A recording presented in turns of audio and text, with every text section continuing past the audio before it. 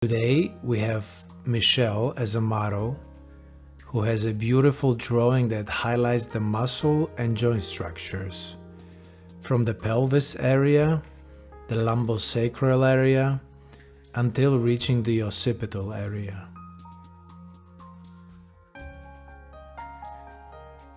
We will see a set of integrated techniques of joint and tissue type whose objective is to mobilize the spinal structures in all the parameters of joint mobility.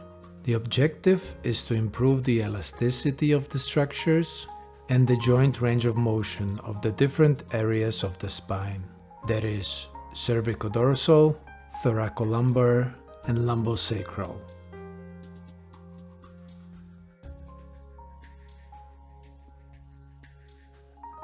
The correct position of the operator is oblique to be more effective in depth of the structures.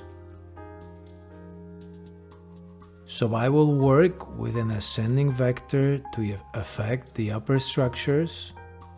I will do the opposite to work on the lower structures. It begins with a work of kneeling and traction at the muscular level.